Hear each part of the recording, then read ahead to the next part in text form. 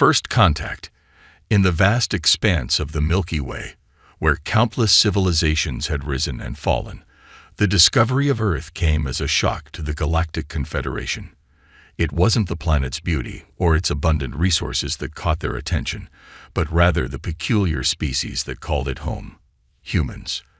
The Zarkonian survey ship Eternal Seeker had been on a routine mapping mission of an unremarkable arm of the galaxy when their sensors picked up an unusual concentration of radio waves. Captain Silna, a veteran of countless first contact scenarios, initially dismissed it as natural phenomena.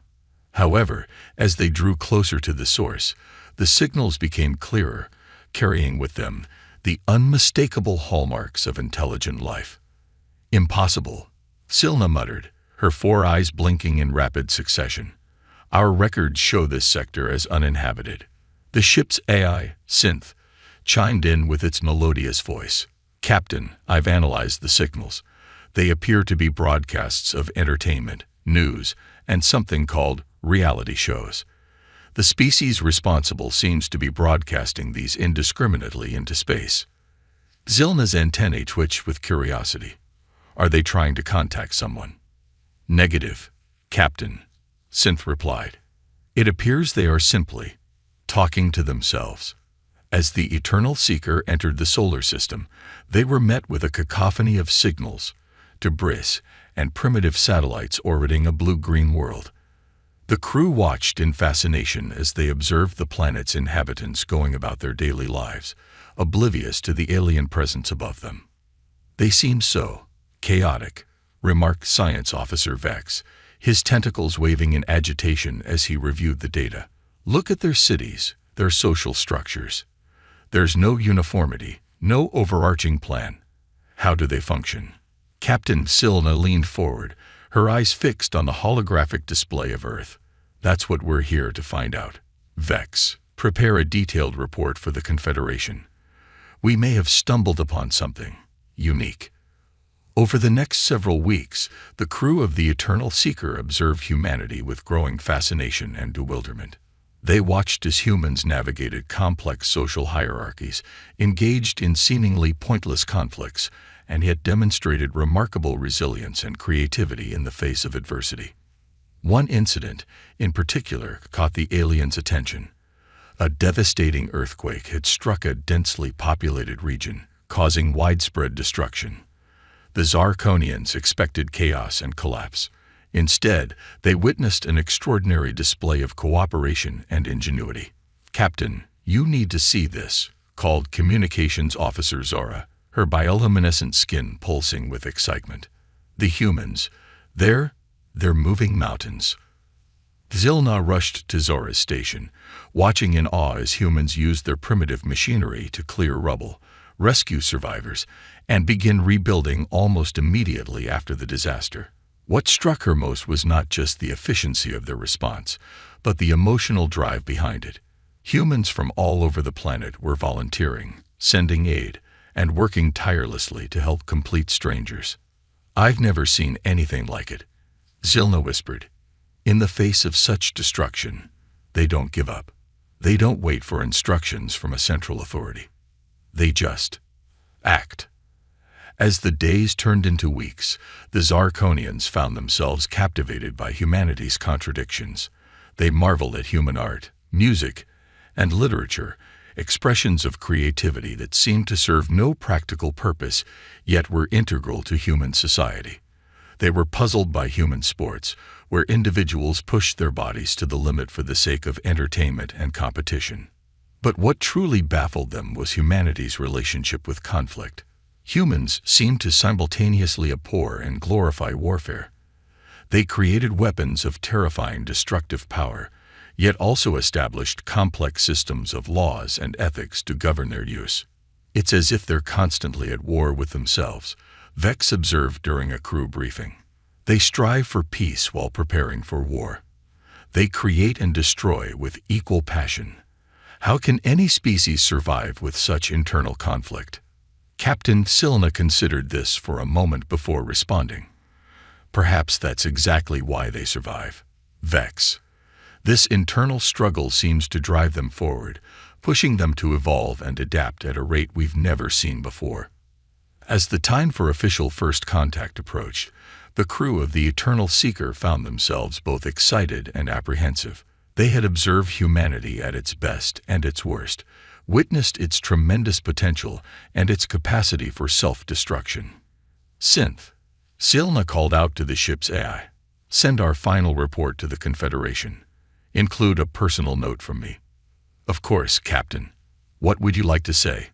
Synth inquired. Silna took a deep breath, her eyes once again fixed on the image of Earth rotating slowly on the main view screen. Tell them we may have discovered the most dangerous and the most promising species in the galaxy. And may the stars help us all if we mishandle this first contact." As the message was sent, streaking across the vast distances of space towards the heart of the Galactic Confederation, the crew of the Eternal Seeker began their final preparations. In a matter of hours, they would reveal themselves to humanity, bridging the gap between two worlds and ushering in a new era of galactic history. Little did they know that this first contact would set in motion a chain of events that would shake the very foundations of the galaxy, challenging everything the Confederation thought they knew about life, intelligence, and the nature of civilization itself. As Earth continued its eternal dance around its star, blissfully unaware of the momentous changes heading its way, Captain Silna allowed herself a moment of reflection. Whatever happened next, she knew that the galaxy would never be the same again. Humanity was about to step onto the cosmic stage, and the performance was sure to be unlike anything the universe had ever seen. The galactic stage. The day Earth officially joined the galactic community was one of both celebration and trepidation. As the sleek Zarkonian ships descended from the skies, hovering over major cities across the globe, humanity held its collective breath. Decades of speculation, science fiction, and conspiracy theories had not prepared them for the reality of first contact. Captain Silna, chosen as the face of the Galactic Confederation for this historic moment, stood before the United Nations General Assembly. Her four eyes blinked slowly as she took in the sea of faces before her, each displaying a mix of awe, fear, and curiosity. "People of Earth," she began, her words translated into hundreds of languages simultaneously, "we come in peace and with an invitation. The galaxy is vast, filled with wonders beyond your imagining. And now, it is time for you to take your place among the stars." The reaction was immediate and varied. Some nations embraced the opportunity with open arms, eager to learn and explore. Others reacted with suspicion and hostility, fearing subjugation or loss of autonomy. The human internet exploded with theories, memes, and heated debates about the implications of alien contact. What followed was a whirlwind of cultural exchange, technological sharing, and diplomatic negotiations. Humanity, true to form, approached their new galactic status with a mix of enthusiasm, skepticism, and irreverent humor that left many alien species baffled. One incident, in particular, highlighted the unique nature of human diplomacy. During a tense negotiation over Earth's inclusion in galactic trade routes, the Valaxian ambassador, a being of pure energy contained within a crystalline structure, was outraged by what he perceived as human disrespect. "You dare to make light of these proceedings?" The Valaxian thundered, his crystal form pulsating with anger. "This is not some trivial matter to be joked about." The human diplomat, Sarah Chen, remained unperturbed. "With all due respect, Ambassador," she replied with a smile, "humor is how we humans often deal with stress and unfamiliar situations. It's not meant as disrespect, but rather as a way to ease tensions and find common ground." The concept was so foreign to the Valaxian that it took several Earth hours and numerous cultural examples before he began to grasp the idea. By the end of the negotiations, the Valaxian was attempting his own jokes, with mixed results that nonetheless endeared him to the human delegation. As humans began to venture into space in greater numbers, their approach to problem-solving both impressed and concerned their alien counterparts. When a critical life support system failed on a deep space station, The alien engineers prepared for a lengthy shutdown and repair process. The human engineers, however, had other ideas. "Duct tape, cable ties, chewing gum," exclaimed Zixlor, the Praxian chief engineer, his exoskeleton rattling in disbelief. "You can't possibly fix a quantum stabilizer with such primitive materials." Jack Torres, the human engineer, grinned as he applied the makeshift repairs. "Watch and learn, my friend. Sometimes you've got to work with what you've got." To everyone's amazement, the jury-rigged solution held, keeping the station operational until proper repairs could be made. This MacGyver approach, as humans called it, soon became legendary throughout the galaxy, symbolizing humanity's knack for unconventional problem-solving. However, not all of humanity's traits were met with admiration.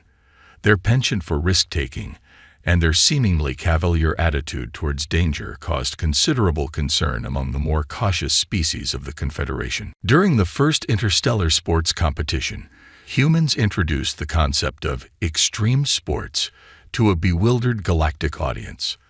The sight of humans willingly throwing themselves off cliffs with nothing but a wingsuit or surfing on the plasma storms of gas giants left many aliens questioning human sanity. "Do they not value their lives?" asked Neelix, a Centaurian observer, his tentacles writhing in anxiety as he watched a human snowboarder perform a death-defying stunt. "On the contrary," replied Dr. Emily Sato, a human anthropologist, "it's because we value life that we push its boundaries. For many humans, the risk is part of what makes life worth living." This philosophy extended beyond sports into human scientific endeavors and exploration. Where other species might spend decades studying a phenomenon from a safe distance, humans were known to dive in headfirst, often making breakthrough discoveries through their hands-on approach. Yet it was in the realm of politics and diplomacy that humanity's impact was most profoundly felt. The concept of democracy, while not unique to Earth, was practiced by humans with a fervor that both inspired and unsettled other civilizations. The first galactic summit attended by Earth's representatives quickly turned into a lively debate that lasted for days, covering topics ranging from individual rights to the ethics of terraforming. Many alien species, accustomed to more hierarchical forms of government, were taken aback by the humans' insistence on questioning authority and challenging established norms. "How do you ever get anything done?" asked Horbax, a representative of the Hivemind Collective, genuinely puzzled by the constant debates and disagreements among the human delegates. "That's the beauty of it," replied Aisha Mbeki, the African Union's representative. "Through debate and disagreement, we refine our ideas and reach better solutions. It's messy, yes, but it's also how we progress." As Earth's influence grew, so did concerns about humanity's potential impact on the delicate balance of galactic politics. Some species saw humans as a breath of fresh air, bringing new ideas and dynamism to stagnant systems. Others viewed them as a potential threat, a chaotic element that could unravel millennia of careful diplomacy and order. Captain Silna, now serving as Earth's liaison to the Galactic Confederation, found herself increasingly playing the role of mediator between humans and the rest of the galaxy. "They are young," she explained to the Confederation Council, "barely out of their planetary cradle, but they possess a drive, a creativity, and a resilience that I believe will benefit us all, if we can guide them wisely." As the Council debated humanity's place in the galaxy, a new challenge loomed on the horizon. Reports were coming in from the outer reaches of Confederation space of an aggressive, expansionist species that showed no interest in diplomacy or cooperation. The Crixians, as they called themselves, seemed intent on conquest, posing a threat unlike any the Confederation had faced in centuries. Little did anyone realize that this new threat would thrust humanity into a role that would shock the galaxy and forever change the course of interstellar history. As the storm clouds of conflict gathered, the humans prepared to show the universe just what they were capable of when pushed to their limits. The galaxy watched with bated breath, wondering, would humanity be its salvation or its downfall? The Crixian threat. The arrival of the Crixians sent shockwaves through the Galactic Confederation. Reports of their attacks on outer colonies painted a grim picture, a species driven by a zealous belief in their own superiority, intent on subjugating or destroying all who stood in their path. As the Confederation scrambled to mount a defense, humanity found itself thrust into the spotlight once again. While many alien species recoiled from the prospect of war, humans seemed to shift into high gear, their entire civilization mobilizing with a speed and efficiency that astounded their galactic neighbors. Admiral Elena Rodriguez, newly appointed as Earth's representative to the Confederation Defense Council, strode into the emergency session with a determined glint in her eye. The chamber, filled with holographic projections of representatives from across the galaxy, buzzed with nervous energy. Ladies, gentlemen, and distinguished beings of all designations, Elena began, her voice cutting through the chatter. We've reviewed the Crixian threat, and we have a plan. It's unconventional, it's risky, but we believe it's our best shot at stopping this invasion. The plan, as it turned out, was quintessentially human. Instead of meeting the Crixians head-on in traditional space battles, humanity proposed a mix of guerrilla tactics, psychological warfare, and technological innovation that left many of the alien representatives bewildered. "You want to do what?" sputtered Graxlor, the Arcturian defense minister, his crystalline form shimmering with disbelief. "We call it Operation Trojan Horse," Elena explained, a hint of a smile playing on her lips. "We let the Crixians think they've won, lure them in, and then hit them where it hurts." The plan involved allowing the Crixians to capture several seemingly vital outposts, each rigged with hidden surprises ranging from EMP devices to swarms of nanobots programmed to disrupt Crixian technology.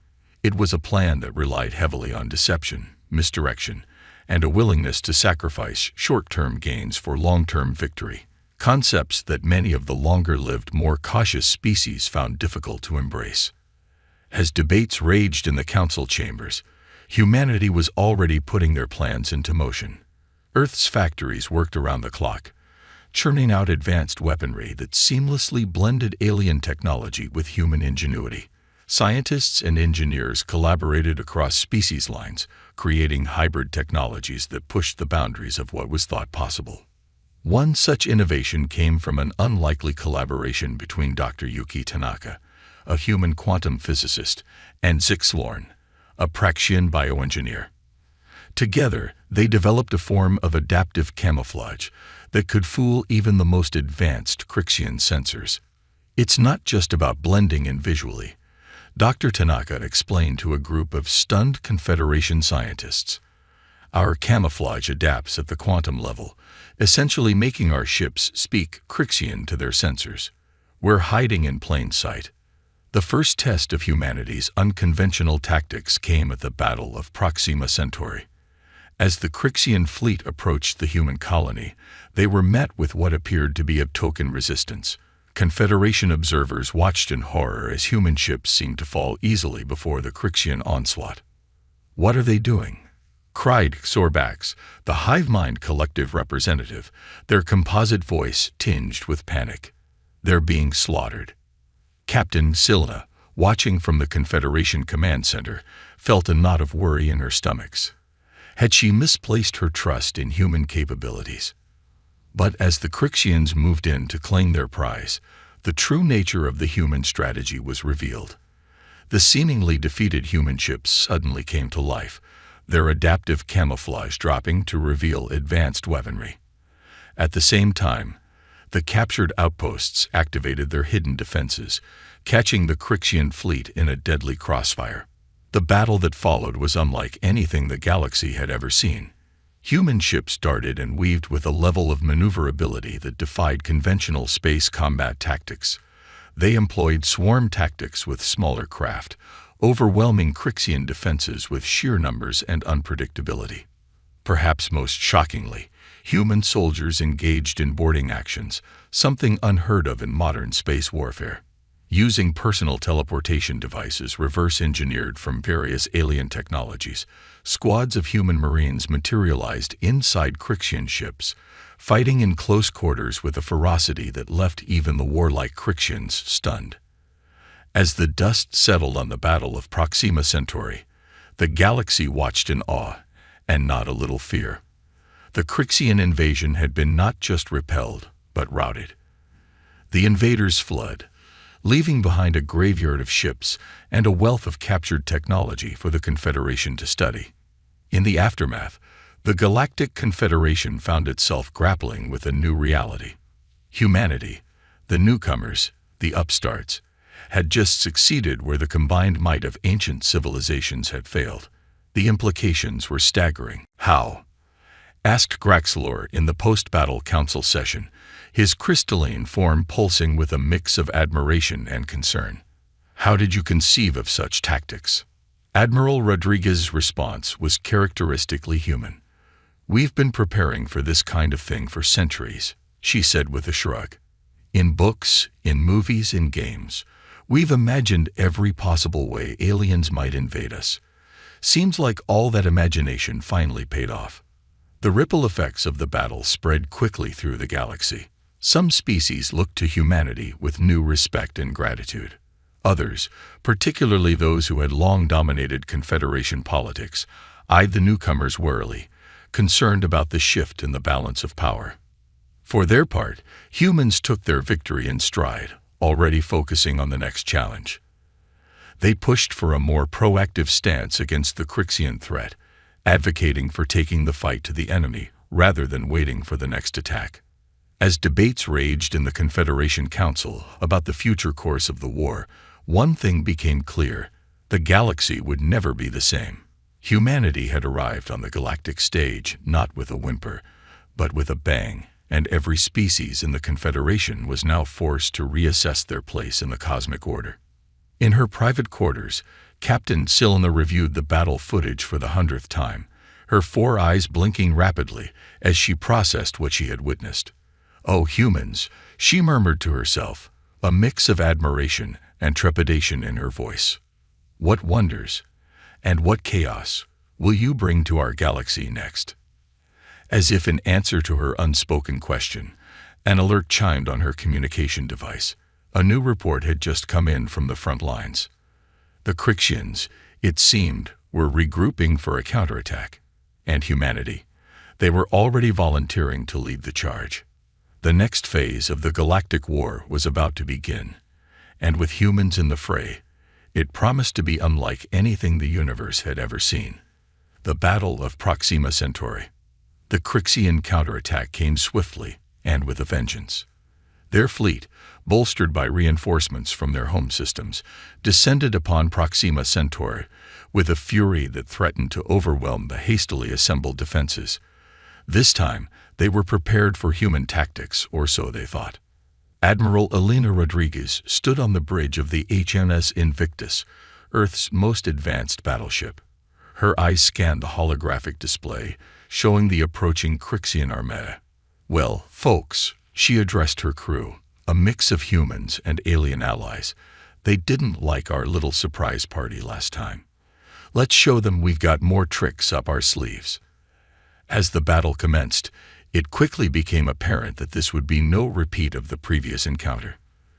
The Crixians had adapted, incorporating countermeasures against human tactics. Their ships now emitted scrambling fields that interfered with the quantum camouflage, and they had developed their own short-range teleportation technology to repel boarding parties. For a moment, it seemed as though the tide had turned against the defenders. Crixian warships punched through the outer defense lines, their energy weapons carving fiery swaths through the Confederation fleet. But if there was one thing the galaxy was learning about humans, it was their incredible adaptability. As the Crixian advance threatened to overwhelm them, Admiral Rodriguez unveiled humanity's latest innovation. "All ships, initiate Operation Firefly," she commanded, her voice steady despite the chaos of battle around her. Suddenly, dozens of small, seemingly unarmed human vessels broke formation, streaking towards the Crixian fleet at impossible speeds. The alien observers watched in confusion, unable to discern the purpose of this apparent suicide run. As the small ships neared the Crixian vessels, they began to glow with an intense, almost blinding light. Then, in a coordinated maneuver that looked more like a dance than warfare, they darted between the enemy ships, leaving trails of brilliant energy in their wake. By the cosmic egg, breathed Zixlorn, the Praxian engineer who had helped develop some of Earth's new technologies. They've weaponized the Alcubierre drive. Indeed, the humans had taken the principles of faster-than-light travel and turned them into a weapon. The small ships were creating localized warps in spacetime. The intense gravitational forces ripping apart Crixian vessels caught in their wake. The Crixians, their formation shattered by this unprecedented attack, fell into disarray. This was the opening the Confederation fleet needed. Human ships led the charge, their unconventional tactics throwing the enemy into confusion. Vessels from a dozen alien races followed, each contributing their unique capabilities to the fray. On the planet's surface, another battle was unfolding. Crixian dropships had managed to land troops, intent on capturing the colony's vital infrastructure. But they found themselves facing not just human soldiers, but an entire population ready to resist. Colonel Sarah Chen, leading the ground defense, had implemented a strategy that had most of her alien advisors shaking their heads in disbelief. Instead of concentrating defenses around key installations, she had distributed weapons and training to the civilian population, turning the entire colony into a bristling fortress. In human history, she had explained to her bewildered alien counterparts, some of our most effective resistance movements were led by ordinary people defending their homes. Never underestimate the power of a determined civilian with a cause. The Crixian ground forces, expecting an easy conquest, instead found themselves in a nightmarish urban combat scenario. Every building was a potential ambush site, every civilian a potential combatant. The colonists employed improvised weapons alongside advanced alien technology, their creativity and ferocity catching the invaders off guard. Back in space, the battle had reached its crescendo. The Crixian flagship, a behemoth of a vessel that dwarfed anything in the Confederation fleet, bore down on the HMS Invictus. Admiral Rodriguez knew that this was the moment that would decide the battle. "All hands, brace for dimensional shift," she ordered, her voice calm despite the stakes. The Invictus shimmered, its form seeming to blur and distort. Then, in a maneuver that defied the laws of physics as most species understood them, the ship seemed to fold in on itself, disappearing from normal space. For a breathless moment, nothing happened. The Crixian flagship hung in space, its weapons primed, but with no target to fire upon. Then, with a flash of blinding light, the Invictus reappeared. Inside the Crixian ship's shields, nestled right up against its hull. "All weapons, fire at point-blank range," Rodriguez commanded. The resulting explosion was visible from the planet's surface, a new, short-lived star blossoming in the sky of Proxima Centauri. As the Crixian flagship disintegrated, taking a significant portion of their fleet's command structure with it, the tide of battle decisively turned. The remaining Crixian ships, now leaderless and outmaneuvered, began a hasty retreat. In the aftermath of the battle, as the counts of casualties and damage were tallied, the full impact of what had transpired began to sink in across the galaxy. Humanity had not just won a battle, they had revolutionized warfare on a galactic scale. The Confederation Council chamber was abuzz with excited and fearful chatter. Species that had looked down on humans as primitive upstarts now regarded them with a mixture of awe and trepidation. The balance of power in the galaxy had shifted, and everyone knew it. Ambassador Thor Bax of the Hive Mind Collective addressed the council, their composite voice resonating with a hint of unease. "We cannot ignore the implications of what we have witnessed. Humanity has proven itself to be a force unlike any we have encountered. The question we must now ask ourselves is, what does this mean for the future of our Confederation?" As the council debated, news of the victory spread across Earth and its colonies. Celebrations erupted in cities around the globe, with humans and alien residents alike taking to the streets in jubilation. Yet among Earth's leaders, the mood was more somber. President Amelia Okafor addressed the United Nations in an emergency session. "Today we have won a great victory," she began, her voice grave. "But with this victory comes great responsibility. We have shown the galaxy what humanity is capable of. Now we must show them that we can be trusted with the power we wield." As humanity grappled with its new role on the galactic stage, the Crixians were far from defeated. In the depths of space, their remaining leaders gathered, burning with shame and rage at their defeat. They began to plan, to adapt, to prepare for a war unlike any they had ever fought before. The Battle of Proxima Centauri was over, but the war for the galaxy had only just begun. And at the center of it all stood humanity, brave, innovative, terrifying humanity, ready to shape the destiny of the stars. Galactic repercussions. In the months following the Battle of Proxima Centauri, the galaxy experienced a paradigm shift. The ripples of humanity's victory spread far and wide, affecting everything from interstellar politics to cultural exchange and technological development. The Galactic Confederation, once a bastion of ancient traditions and careful diplomacy, found itself in a state of flux. Species that had coexisted in a delicate balance for millennia now scrambled to realign themselves in the wake of humanity's rising influence. On the newly established neutral world of Harmonix, the Confederation convened an emergency summit to address the changing galactic landscape. Representatives from hundreds of worlds gathered in the Grand Amphitheater, a structure specifically designed to accommodate beings of all shapes, sizes, and atmospheric requirements. Ambassador Lai Xiang of Earth took the podium, her holographic form projected so all could see. "Fellow sentients," she began, her voice calm but firm, "we stand at a crossroads. The recent conflict has shown us that our old ways of thinking, our old approaches to galactic security, are no longer sufficient. Humanity doesn't seek to dominate, but to cooperate. We bring to the table not just our strength, but our diversity, our adaptability, and our unquenchable spirit of exploration." Her words were met with a mix of reactions. Some species, particularly those who had long chafed under the rigid structures of the Confederation, cheered the prospect of change.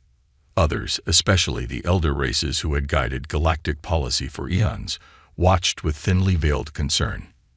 Zixlorn, the Praxian engineer who had worked closely with humans, spoke next. "I have seen firsthand the human capacity for innovation," he chittered, his exoskeleton gleaming under the amphitheater's lights. "They do not think in linear paths as many of us do. Where we see limitations, they see possibilities. This is a trait we would do well to embrace." As the summit progressed, it became clear that humanity's influence extended far beyond military matters. Human culture, in all its vibrant diversity, had begun to seep into galactic society. Alien youth were adopting human fashions, listening to human music, and even attempting to recreate human cuisines, with varying degrees of success and food safety. This cultural exchange wasn't one-sided, however. Humans, with their insatiable curiosity, eagerly embraced alien art forms, philosophies, and technologies. Earth's cities became melting pots of galactic culture, with districts catering to various alien species popping up alongside traditional human neighborhoods. Yet, as with any great change, there were those who resisted. On the fringes of Confederation space, a movement known as the Purists began to gain traction. Composed of conservative elements from various species, they viewed humanity's rapid rise as a threat to their way of life. Drelkhan, a purist leader from the silicon-based Petrons, addressed his followers in a fiery speech. "These humans are a chaos factor, a disease spreading through our ordered galaxy. Their warlike nature, barely constrained by a veneer of civilization, threatens everything we have built over millennia. We must resist this human tide before it drowns us all." As tensions simmered, the Confederation's scientific community was experiencing a renaissance. The integration of human creativity with alien technologies led to breakthroughs in fields ranging from medicine to faster-than-light travel. Dr. Yuki Tanaka, now heading a multi-species research team, unveiled their latest creation to a stunned audience at the Galactic Science Symposium. "Behold," she said, gesturing to a swirling vortex of energy contained within a transparent sphere, the first stable microcosm of interdimensional space. With this, we can potentially access and study parallel universes. The implications were staggering. Not only did this promise to revolutionize our understanding of the cosmos, but it also opened up new avenues for exploration and resources. However, it also raised ethical questions about the rights of beings in other dimensions and the potential dangers of interdimensional contact. Meanwhile, in the economic sphere, human business practices were shaking up millennia-old trade routes and agreements. The concept of a free market, while not entirely new, had never been implemented on a galactic scale with such fervor. Humans established trade outposts in the farthest reaches of known space, negotiating deals with species that the Confederation had long ignored or deemed too primitive for full membership. This approach not only expanded the galactic economy, but also brought new voices into the interstellar community. However, this economic expansion also had its downsides. Reports began to surface of human corporations exploiting resources on developing worlds, echoing some of the darker chapters of Earth's own history. The Confederation found itself grappling with the need for new regulations to curb these excesses while still fostering growth and innovation. As the galaxy adjusted to this new reality, the Crixian threat remained ever present. Though they had been dealt a significant blow at Proxima Centauri, intelligence reports suggested they were regrouping, adapting, and preparing for a renewed offensive. In a classified briefing to Confederation leadership, Admiral Elena Rodriguez laid out the situation. "The Crixians are learning," she explained, her holographic form pacing before the assembled aliens. "They're incorporating our tactics, reverse engineering our tech. The next confrontation will be unlike anything we've seen before. We need to be prepared for a long, difficult war." Her words sent a chill through the chamber. The prospect of a prolonged conflict with an adversary as formidable as the Crixians was daunting, even with humanity's proven capabilities. As the briefing concluded, Captain Silna approached Admiral Rodriguez. "You've changed everything," she said, her four eyes blinking rapidly in what Rodriguez had come to recognize as a sign of deep thought. "For better or worse, the galaxy will never be the same." Rodriguez nodded solemnly. "That's the thing about change, Captain. It's inevitable. The question is, do we shape it or let it shape us?" As they looked out at the stars through the chamber's panoramic window, both human and alien contemplated the future. The galaxy was entering a new era, one filled with unprecedented opportunities and dangers. And at the center of it all stood humanity, for better or worse, ready to face whatever the cosmos had in store. The next chapter in galactic history was about to unfold, and it promised to be one for the ages. A new era. As the galactic standard year turned, marking a full cycle since humanity's dramatic entrance onto the interstellar stage, the cosmos itself seemed to hold its breath. The Crixian War, as it had come to be known, had entered a new phase, one of tense anticipation and rapid evolution on both sides. On Earth, the skyline of New Shanghai glittered with a mix of human and alien architecture. Hovering skyscrapers mingled with traditional pagodas, while anti-gravity tubes zipped beings of all species through the bustling metropolis. In a secluded garden atop the United Earth Government headquarters, President Amelia Okafor sat across from Sorbax, the representative of the Hivemind Collective. "Your people have achieved much in a short time." Sorbax's composite voice hummed, a hint of admiration coloring their usually neutral tone. "But at what cost?" Okafor's gaze swept over the city below, a microcosm of the new galactic order. "Change always comes at a price," she replied softly. "The question is whether the gains outweigh the losses." Indeed, the rapid pace of change had not been without its challenges. Earth grappled with the influx of alien technologies and ideas, struggling to maintain its cultural identity while embracing its new role in the galaxy. Some humans yearned for the simpler times before first contact, forming isolationist movements that echoed the alien purists in their desire to turn back the clock. Yet for every voice calling for isolation, there were dozens more eagerly pushing the boundaries of this new frontier. Human-alien cooperation had led to advancements that would have been unthinkable just a few years prior. In a lab orbiting Jupiter, Dr. Yuki Tanaka and her team had successfully created the first stable wormhole capable of transporting matter instantly across vast distances. "This isn't just about faster travel," she explained to a captivated audience of scientists from across the Confederation. "It's about redefining our understanding of space-time itself." The military implications of such technology were not lost on anyone, least of all the Crictians. Intelligence reports suggested that the enemy was pushing their own scientific boundaries, driven by a desperation born of their defeats at human hands. Admiral Elena Rodriguez, now Supreme Commander of the Confederation Defense Forces, pored over these reports in her war room on the mobile command station, Horizon. Holograms flickered around her, showing troop movements, resource allocations, and potential Crixian targets. "They're adapting faster than we anticipated," she murmured to her aide, a young Zarkonian named Vexilor. "We need to stay ahead of the curve." Humanity's influence on military doctrine had spread throughout the Confederation. Species that had long relied on overwhelming force or advanced technology now incorporated human concepts of guerrilla warfare, psychological operations, and adaptive strategies. The next confrontation with the Crictians promised to be a clash not just of weapons, but of ideas and willpower. Yet even as the galaxy prepared for war, seeds of peace were being sown. On the neutral world of Harmonix, a summit unlike any other was taking place.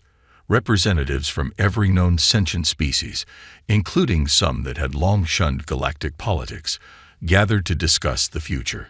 Ambassador Lai Shang, her holographic form shimmering with barely contained excitement, addressed the assembly. "We stand at a crossroads," she began, her words echoing through the grand chamber. "For too long, our galaxy has been divided. By borders, by ideologies, by fear of the unknown. Today, we propose a new path forward." What followed was a bold plan for a more integrated galaxy, inspired by humanity's own history of international cooperation.